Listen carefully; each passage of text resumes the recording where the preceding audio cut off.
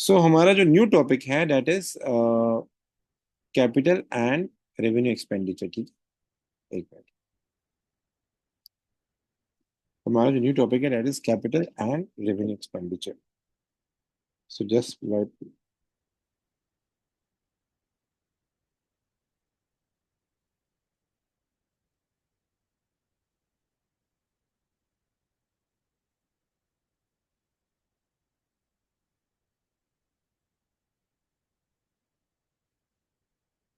Do you have an idea about capital revenue expenditure?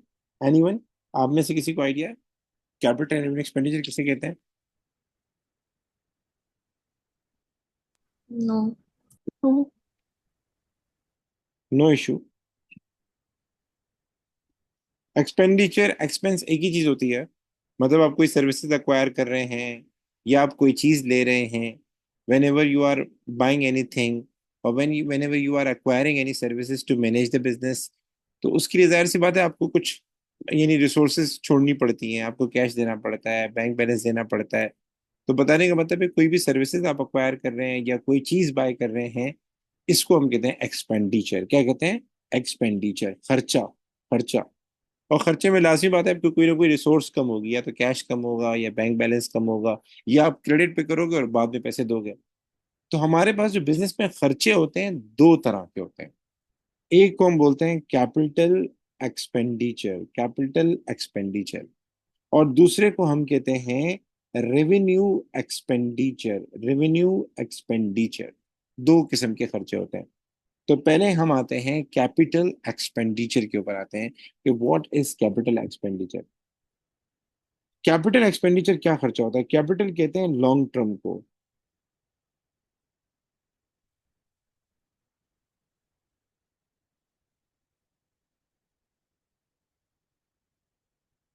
Capital कहते हैं sir, capital कहते हैं लॉन्ग टर्म को।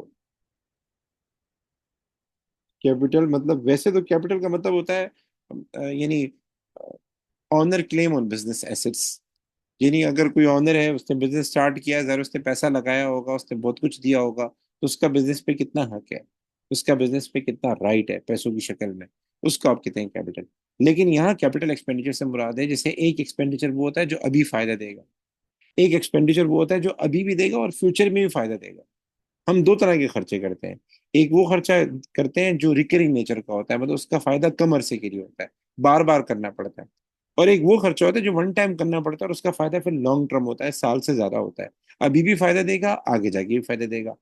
तो ऐसा खर्चा जिसका फायदा लॉन्ग टर्म हो, ऐसे खर्चे को साल से ज्यादा उसका बेनिफिट हो, उसको हम कहते हैं कैपिटल एक्सपेंडिचर।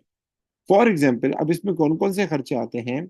इसमें वो खर्चे आते हैं जिसका ताल्लुक होता है purchase of non current asset से। इसमें वो खर्चा आता है जिसका ताल्लुक होता है purchase of non current asset से। नॉन करंट एसेट्स किसे कहते हैं? Any idea? What do you mean by non current assets? जी बेटा। ITBC. ITBC stand for? Inventory, trade receivable, bank cash.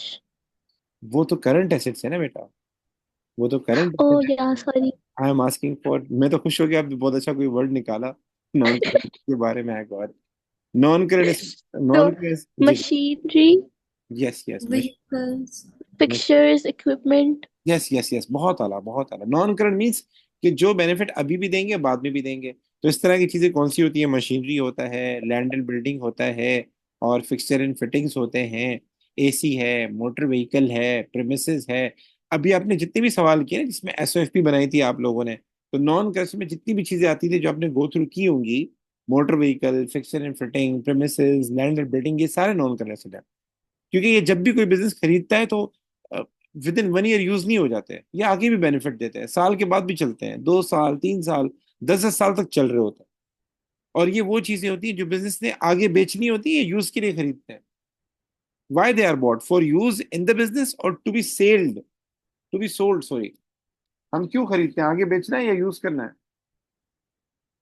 I am asking you people guys, हमें इसको cell करना है आगे या बेच, हमें हमें इसको इस्तेमाल करना है? क्यों लेते हैं हम non currency? To use them. To use them हम इसीलिए नॉन करेंसी लेते हैं कि हम इनको यूज कर सकें। सो कैपिटल एक्सपेंडिचर में क्या आते हैं खर्चे? वो खर्चे आते हैं जिनका ताल्लुक नॉन करेंसी के परचेज करने से हो। अब इसमें कौन कौन से खर्चे आ सकते हैं? इसमें एक तो आती है जब आप कोई नॉन करेंसी परचेज करने जाते हैं, सबसे पहला जो खर्चा आपका आता है वो आता है परचेज प्राइस।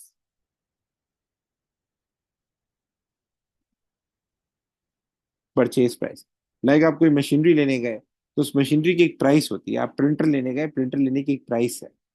आप जिम की कोई मशीन लेने गए, फॉर सपोज जिम के लिए आप कोई ट्रेडमिल लेने गए, उस ट्रेडमिल की एक प्राइस है।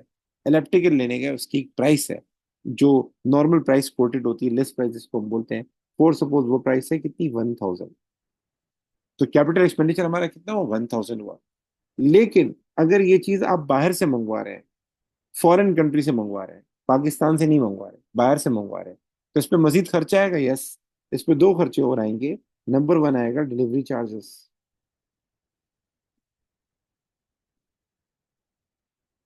ठीक है, जिसको आप कैरेज कहते हैं। ठीक है, यहाँ हम कैरेज इनवर्ट का वर्ड यूज नहीं करेंगे, क्योंकि कैरेज इनवर्ट स्पेसिफिकली यूज होता है उसके लिए, जब हम गुड्स बाय करते हैं उस पर जो खर्चा आता है, ठीक है, उस पर डिलीवरी चार्जेस आते हैं। ये नॉर्मल डिलीवरी चार्जेस हैं जो कोई किसी प्रोडक्ट पे आ रहे हो। अगर आप मशीनरी बाय कर रहे हैं तो मशीनरी पे आ रहे हो। तो मशीनरी अगर हम बाय कर रहे हैं तो उस पर जो डिलीवरी चार्जेस आ रहे हैं, कैरेज चार्जेस आ रहे हैं, ट्रांसपोर्टेशन चार्जेस आ रहे हैं, वो भी इसका पार्ट बनेंगे। तो फॉर सपोज बाहर से आपने आपने मशीन मंगवाई, $1000 की पड़ी, और 200 आपने डिलीवरी चार्जेस बेयर किए, तो ये उसका पार्ट बनेंगे। मजीद कुछ एक्सपेंसेस ऐसे होते हैं जो उसको वर्किंग कंडीशन में लाने के लिए जरूरी होते हैं। अब एक चीज आपकी पोर्ट पे आ गई, कराची पोर्ट पे आ गई, अब उसको आपकी फैक्ट्री तक पहुंचाना है, ठीक है।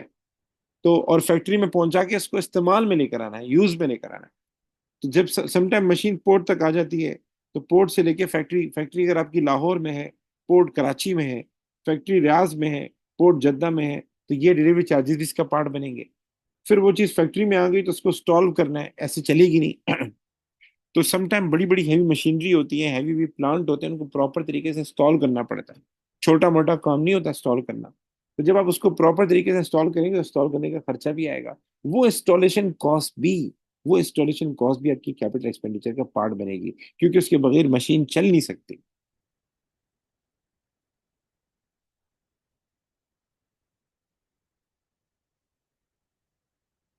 फोर्स ऑफ इंस्टॉलेशन कॉस्ट है 300।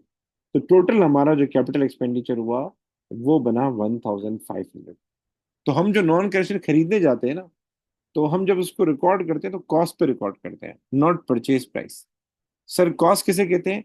कॉस्ट इसको कहते हैं कि टोटल कैपिटल एक्सपेंडिचर इस पे कितना हुआ। आपने एक मशीन खरीदी, मशीन से आप आइसक्रीम बनाएंगे, मशीन पोर्ट तक आई, purchase price plus shipping charges. फिर पोर्ट से फैक्ट्री तक आई, फर्दर डिलीवरी चार्जेस लगेंगे। फिर फैक्ट्री में आप लेकर आए तो फिर आपने उसको स्टॉल करवाया, फर्दर खर्चा आएगा। फिर उसके बाद आपने आइसक्रीम बनाना शुरू की तो आइसक्रीम बना के दे रहा है आपको। तो जब तक आइसक्रीम नहीं बनाता तब तक जितने खर्चे होंगे जो उसको वर्किंग कंडीशन में लाने के लिए जरूरी है, आइसक्रीम बनाने के लिए जरूरी है, वो खर्चे आपके कैपिटल एक्सपेंडिचर का पार्ट बनते हैं। और हमसे अगर कोई पूछे आपको मशीन कितने की पड़ी, तो हम 1000 नहीं बोलेंगे, हम बोलेंगे 1500।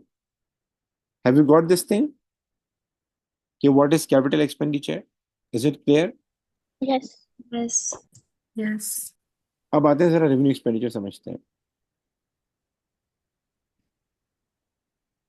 Revenue,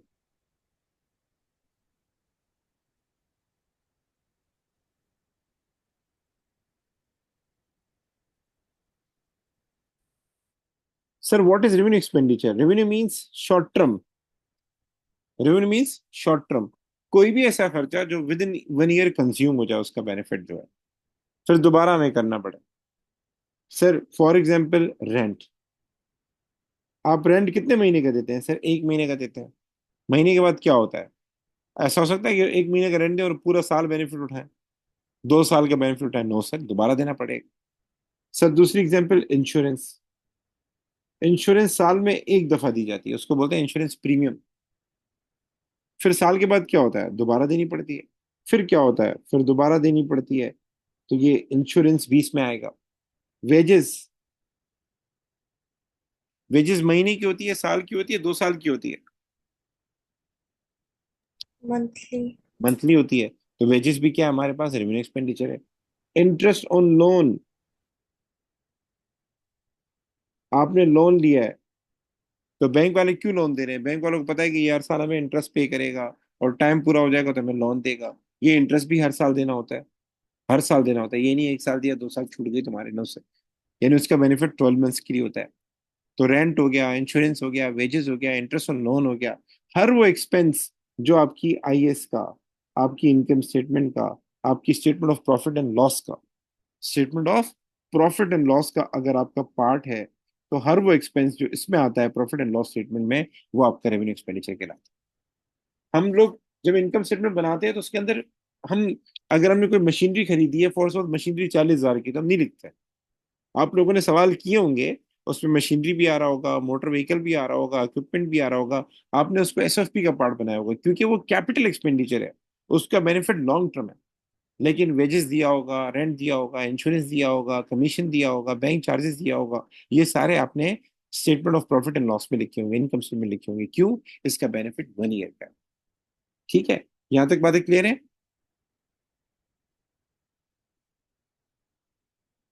ji, is it clear बेटा? कोई खर्चा रिपीट Yes. हो, कोई खर्चा रिपीट हो, रीपेंट, हमने घर पे दोबारा रीपेंट करवाया, हमारी गाड़ी खराब हो गई तो हमने रिपेयर कराई, ये भी कैपिटल है, ये भी रेवेन्यू एक्सपेंडिचर है। क्यों? रेवेन्यू एक्सपेंडिचर वो होता है जो बार बार हो, और रेवेन्यू एक्सपेंडिचर क्या होता है? जो मेंटेन करे। आपने गाड़ी खरीदी है, गाड़ी की सर्विस करवा रहे हैं, रेवेन्यू एक्सपेंडिचर, क्योंकि गाड़ी की वैल्यू नहीं बढ़ती। कैपिटल एक्सपेंडिचर से वैल्यू बढ़ती है। अगर आपने इनिशियली कोई चीज खरीद ली और सब्सिक्वेंटली कोई खर्चा करते हैं, जैसे आपने गाड़ी खरीदी, तो गाड़ी खरीदेंगे तो इनिशियल खर्चे ही होंगे, एंड गाड़ी खरीदने के बाद फिर ये खर्चे आते हैं, मतलब फ्यूल का खर्चा आएगा। गाड़ी खरीदने के बाद आप फ्यूल का खर्चा करेंगे, तो फ्यूल कॉस्ट रेवेन्यू एक्सपेंडिचर है, बार बार होती है। आप उस गाड़ी की सर्विस कराएंगे, ट्यूनिंग कराएंगे, बार बार होती रहेगी, ये भी आपका क्या नाम है, रेवेन्यू एक्सपेंडिचर है। आप गाड़ी की जो है क्या नाम है, ट्यूनिंग कराएंगे, ये भी रेवेन्यू एक्सपेंडिचर है। गाड़ी को रिपेयर कराएंगे, ये भी रेवेन्यू एक्सपेंडिचर है। लेकिन गाड़ी में एसी नहीं था, आपने एसी लगवाया, तो ऐसा खर्चा जिससे वैल्यू में क्या हो, इजाफा हो। एक होता है वैल्यू का मेंटेन करना, एक्सपेंसेस क्या होते हैं, रेवेन्यू एक्सपेंडिचर वैल्यू को मेंटेन करते हैं।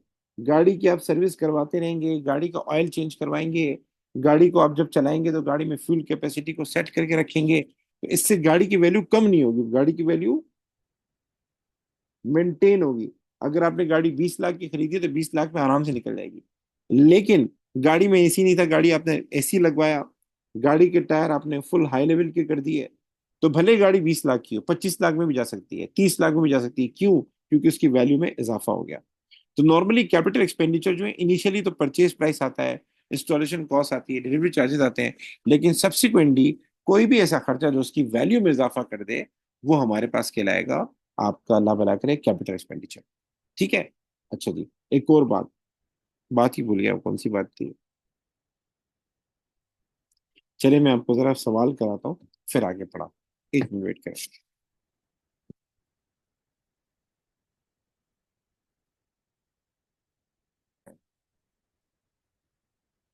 ओके, अच्छा बेटा देखें, I am helping you out, मैं बता देता हूँ। देखें, अब ये एक सवाल है,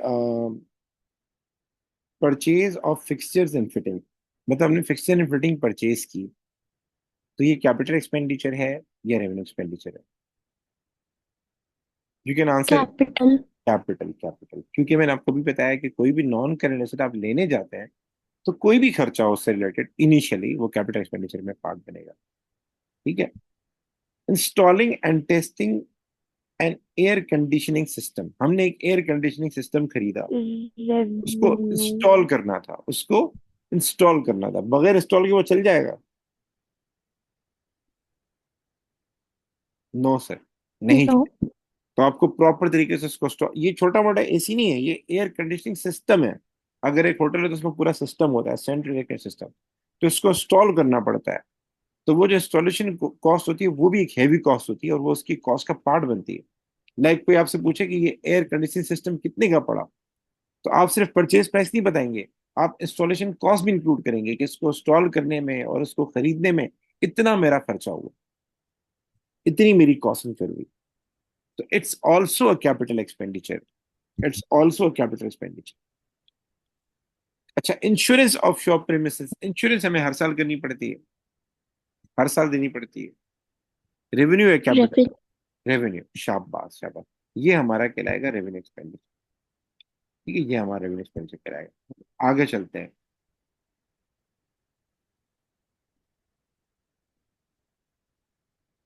Swift limited are considering the following expenditure on delivery vehicle two. हमारे पास एक डिलीवरी व्हीकल थी, उस पे हम ये खर्चा कर रहे हैं।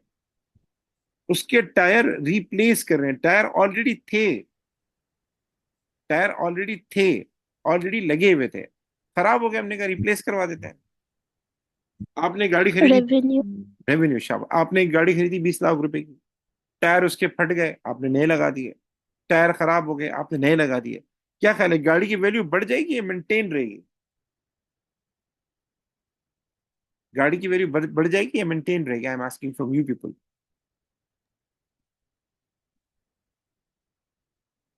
Guys, I am asking from you people. अगर आपने एक गाड़ी खरीदी, गाड़ी के टायर खराब हो गए, गाड़ी के टायर जो है एक्सीडेंट हो गया, आपने गाड़ी के टायर चेंज कर दिए, तो गाड़ी की वैल्यू मेंटेन रहेगी या बढ़ जाएगी, इंक्रीज हो जाएगी? गाड़ी 20 लाख की Maintain. मेंटेन होगी, Will be maintained. गाड़ी की वैल्यू Yes. बढ़ेगी नहीं, मतलब ठीक है ना।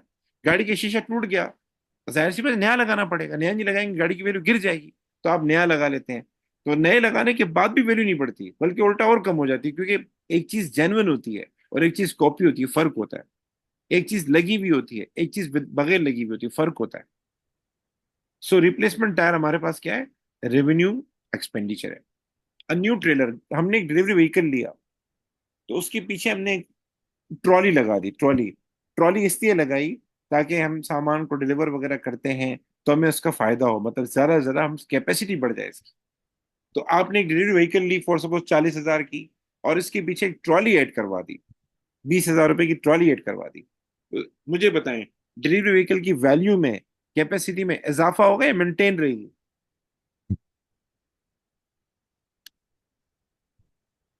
ये सब्सिक्वेंट खर्चा है, बाद में खर्चा है, लेकिन इस खर्चे से वैल्यू मेंटेन रहेगी या बढ़ जाएगी? व्हाट डू यू से?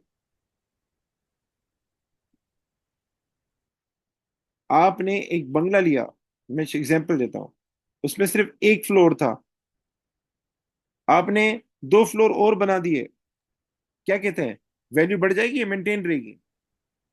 बढ़ जाएगी. बढ़ जाएगी। ऐसे ही आपने एक गाड़ी ली थी, छोटी सी गाड़ी ली थी, अब आपने क्या कर दिया, उसके अंदर पीछे ट्रॉली ऐड कर दी, जाहिर है उसकी कैपेसिटी बढ़ गई ना, उसकी यूजेज बढ़ गया, उसकी वैल्यू भी बढ़ जाएगी। तो ऐसा खर्चा जो वैल्यू को बढ़ा दे, जो आगे जाके कैश भी करा सकते हो आप। गाड़ी में आप फ्यूल डालें, आपने आपने आपने खरीदा रक्षा, पूरा साल आपने 2 लाख फ्यूल फ्यूल डाला, उसमें 3 लाख फ्यूल डाला, रोजाना दूध से धोते थे उसको, ठीक है ना, रोजाना दूध से धोते थे, रोजाना बादाम के तेल का छिड़काव करते थे, साल के बाद रक्षा बेचेंगे वो उतने का ही जाएगा। ये नहीं है कि पूरा साल आपने 3 लाख फ्यूल भरा तो मैं ज्यादा लूंगा, पूरा साल मैंने दूध से धोया तो मैं ज्यादा लूंगा, नो सर। लेकिन अगर आपने रक्षा लिया, उसमें एसी नहीं था, स्टीरियो सिस्टम नहीं था, आपने स्टीरियो सिस्टम लगवाया, एसी लगवाया, इलेक्ट्रिक टच दिया, हाइब्रिड कर दिया, ये खर्चे पे वैल्यू बढ़ाते हैं। सो ये हमारा क्या होगा, रेवेन्यू कैपिटल एक्सपेंडिचर।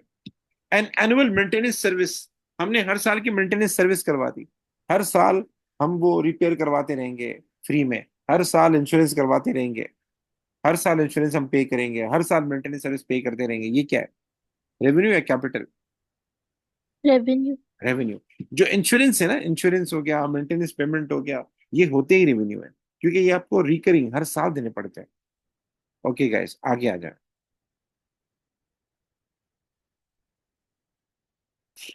ये बताएं, ये वाला खर्चा, purchase of a new motor में, कैपिटल या रेवेन्यू?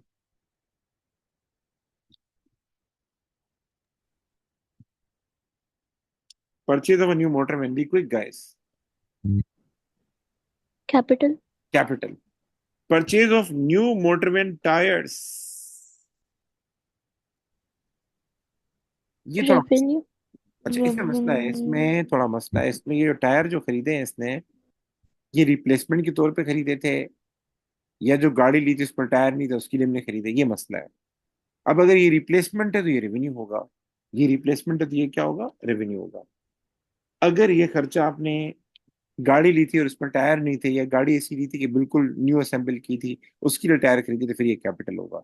सो इसको आप छोड़ दें, इग्नोर कर दें इसको। ठीक है, आगे चलते हैं। यहाँ आ जाए, इसका बताएं।